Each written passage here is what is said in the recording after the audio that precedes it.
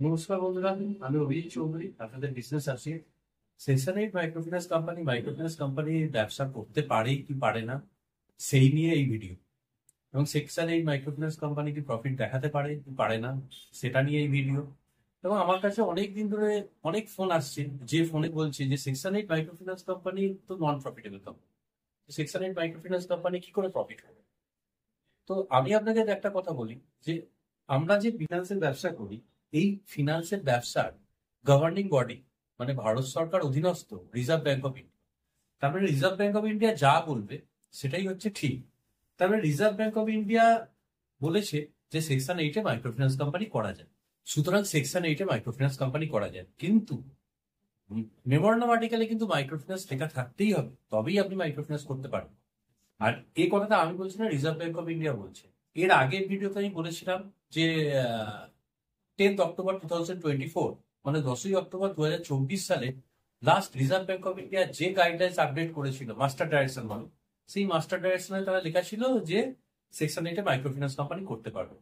এবং তারপরে আবার 30শে জানুয়ারি 2025 সালে আবার একটা মাস্টার ডাইরেকশন জারি করেছে বা মাস্টার ডাইরেকশন ওয়েবসাইটে দিয়েছে রিজার্ভ ব্যাংক অফ ইন্ডিয়া। সেই ওয়েবসাইটেও লেখা আছে যে সেকশন 8 মাইক্রোফিন্যান্স কোম্পানি করতে পারবে। তার মানে আপনাদের কাছে এটা ক্লিয়ার হলো যে মাইক্রোফিন্যান্স কোম্পানি করার জন্য সেকশন 8 একমাত্র যেখানে আপনি মাইক্রোফিন্যান্স কোম্পানি করতে পারেন, তাই তো। আরেকটা আছে যেটা হচ্ছে এনবিএফসি এমএফআই। এনবিএফসি এমএফআই বলতে non banking financial company microfinance institution, যার 31শে মার্চ 2025 পর থেকে 7 কোটি টাকা ডিপোজিট। এনবিএফসি এমএফআই রেজিস্ট্রেশন করি, কিন্তু যারা সেকশন 8 মাইক্রোফিন্যান্স কোম্পানি রেজিস্ট্রেশন করতে চান তারা আমার সাথে সরাসরি যোগাযোগ করতে পারেন। আমার মোবাইল নাম্বার হচ্ছে 9830254434। আমার কোম্পানির নাম হচ্ছে সিদ্ধিকোনা বিজনেস সলিউশন। এবং এরপরে আসি যে section 8 microfinance company non profit, তাহলে প্রফিট করবে কিভাবে বা প্রফিট দেখাবে কিভাবে। আচ্ছা, আমার যদি ভিডিওটা ভালো লাগে তাহলে চ্যানেলটিকে সাবস্ক্রাইব করবেন এবং বেল আইকনটি প্রেস করবেন। সেকশন 8 মাইক্রোফিন্যান্স কোম্পানির exemption reserve bank of India তুলে নিয়েছে, মানে ইনকাম ট্যাক্স ডিপার্টমেন্ট তুলে নিয়েছে। সেটা reserve bank of India mention করেছে যে সেকশন 8 মাইক্রোফিন্যান্স কোম্পানি কোন রকম এক্সামশন নেই। এক্সামশন না থাকলে নট ফর প্রফিট থাকলো না, প্রফিটেবল কোম্পানি হয়ে গেল। আচ্ছা, এক্সামশন মানেটা আমি একটু ভালোভাবে বুঝি। এক্সামশন মানে হচ্ছে ছাড়পত্র। ছাড়পত্র কাকে বলে আর একটু ভালোভাবে বোঝাই। ইনকাম ট্যাক্স যারা সাবমিট করেন ইন্ডিভিজুয়ালি তারা নিশ্চয়ই জানেন যে ইনকাম ট্যাক্সে একটা 80C তে একটা ডিডাকশন পাওয়া যায়, যেটা এক্সামশন, সেটা হচ্ছে ছাড়। তাহলে এই ছাড়টা জন্য 1.5 লাখ টাকা পর্যন্ত তারা ইনকাম ট্যাক্সে রিবেট পায়। এই যে এখানেও section 8 microfinance company non profit company যতদিন পর্যন্ত ছিল তাহলে এক্সামশনটা ছাড়বে। কিন্তু এখন এই এক্সামশনটা রইল না, উইথড্র হয়ে গেল। তার মানে আপনি যা সেকশন 8 মাইক্রোফিন্যান্স কোম্পানিতে ব্যবসাটা করবেন তার আপনাকে ইন্টারেস্ট মানে যেটা গেন করবেন, মানে লোন দেওয়ার পর যে ইন্টারেস্টটা পাবেন, যেটা প্রফিট হবে, সেই প্রফিট থেকে ইনকাম ট্যাক্স পেমেন্ট করতে হবে। তাহলে নন প্রফিটেবল থাকলো না, প্রফিটেবল কোম্পানি হয়ে গেল। এটা বুঝতে পারলেন। সেকশন 8 মাইক্রোফিন্যান্স কোম্পানি প্রোডাক্টের ব্যবসা করতে পারে কি পারে না, এই অনেক আমার কাছে এই ধরনের প্রশ্ন আসছে। তাহলে আমি বলি সেকশন 8 মাইক্রোফিন্যান্স কোম্পানি প্রোডাক্টের ব্যবসা করতে পারে। তাহলে এটা কি করে বুঝবো? কি reserve bank of India direct কি তার মাস্টার ডাইরেকশনে লিখবে যে প্রোডাক্ট ব্যবসা, এমএলএম ব্যবসা নাকি প্রোডাক্ট ব্যবসা এমএলএম ব্যবসা? এরকম তো নয়। প্রোডাক্ট ব্যবসা বলতে নন ক্রেডিট বোঝায়, ঠিক আছে, মানে যেখানে টাকা দেওয়ার ব্যাপার নেই। Reserve bank of India, RBI তার গাইডলাইন্সে মাস্টার ডাইরেকশনে সেখানেও লিখেছে যে নন ক্রেডিট প্রোডাক্ট আপনি দিতে পারবেন। রিজার্ভ ব্যাংক অফ ইন্ডিয়া মানে যাদেরকে লোন দিচ্ছেন, লোনও দিতে পারেন, নন ক্রেডিট প্রোডাক্টও দিতে পারেন, ঠিক আছে। তার মানে আপনার কাছে এটা ক্লিয়ার হয়ে গেল যে সেকশন 8 মাইক্রোফিন্যান্স কোম্পানি মাইক্রোফিন্যান্সের ব্যবসা করতে পারে, সেকশন 8 মাইক্রোফিন্যান্স কোম্পানি প্রোডাক্টের ব্যবসা করতে পারে, সেকশন 8 মাইক্রোফিন্যান্স কোম্পানি তার লোন মানে প্রফিট দেখাতে পারে।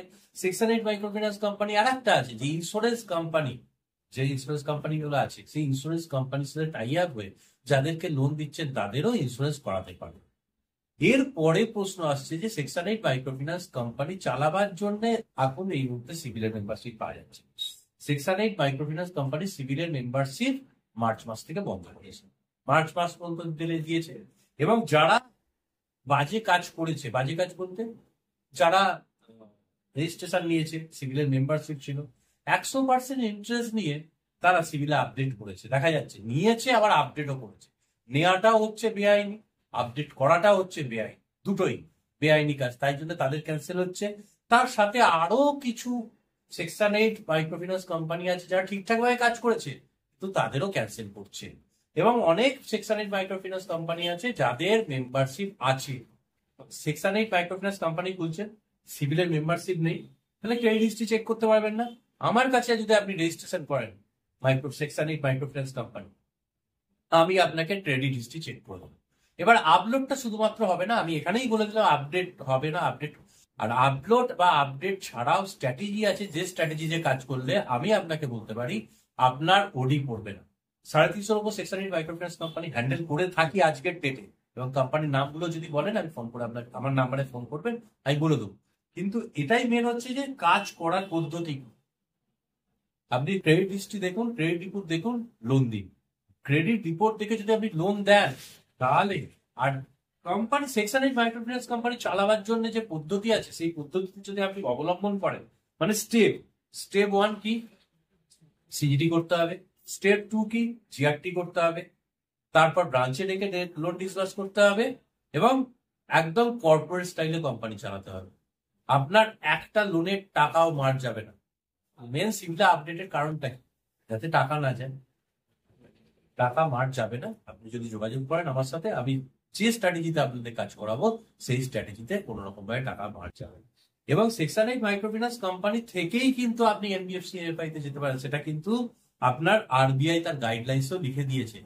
10ই অক্টোবর 2024 যখন গাইডলাইন্স দিয়েছিল তখনও লিখে দিয়েছিল যে 3 মাস সময় দিলাম যারা সেকশন 8 মাইক্রোফিন্যান্স কোম্পানি করছেন, আমার কথাটা আবার ভালোভাবে শুনুন, যারা সেকশন 8 মাইক্রোফিন্যান্স কোম্পানিতে মাইক্রোফিন্যান্সের ব্যবসা করছেন তাদেরকে 3 মাস আমরা সময় দিলাম যে আপনারা এনবিএফসি এমএফআই, মানে এনবিএফসি এমএফআই বলতে কাকে বুঝি, কোন কোম্পানি, এলএনটি, সামাস্তা, বেদিকা, ভিলেজ, এই ধরনের কোম্পানি, এই ধরনের কোম্পানি আপনি করতে পারবেন, দিয়েছে গাইডলাইন্স। তার মানে যখন রিজার্ভ ব্যাংক অফ ইন্ডিয়া বলছে যে সেকশন 8 মাইক্রোফিন্যান্স কোম্পানি থেকে এনবিএফসি করতে পারেন, তাহলে সেকশন 8 মাইক্রোফিন্যান্স কোম্পানি যে অথেন্টিক নয়, যারা প্রশ্নটা করছেন নিজেদের ভেতর করুন প্রশ্নটা, এটা ঠিক কি ভুল।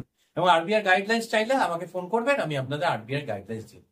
এবং আমার অফিসে এসে যোগাযোগ করতে পারেন, আমাকে ফোন করতে পারেন, আমি আপনাকে সারা বছর সার্ভিস দেবো। এবং আমার সাথে যারা কাজ করে থাকে তারা সারা বছর আমার কাছ থেকে সার্ভিস পায়, এবং সার্ভিসের জন্য কোনো টাকা পয়সা নিই না। রেজিস্ট্রেশন যেটা আছে, এবং আমার কাছে রেজিস্ট্রেশনের সেকশন 8 মাইক্রোফিন্যান্স কোম্পানির রেজিস্ট্রেশনের খরচাও খুব কম, অন্যান্যদের কাছে যা খরচা নেয় তার থেকে অনেক কম। আপনাদের যদি মনে হয় সেকশন 8 মাইক্রোফিন্যান্স কোম্পানি খুলবেন বা অন্য যে কোনো ব্যাপারে মাইক্রোফিন্যান্স সংক্রান্ত আপনারা কথা বলতে চান বা আমার কাছ থেকে কিছু পরামর্শ চান, আমাকে ফোন করতে পারেন। আমার নাম্বার হলো 9830254434। আমার কোম্পানির নাম হচ্ছে স্মৃতিকণা বিজনেস সলিউশন, এসবিএস আমার কোম্পানির নাম। আপনারা এই নাম্বারে ফোন করতে পারেন। নমস্কার, ভালো থাকবেন।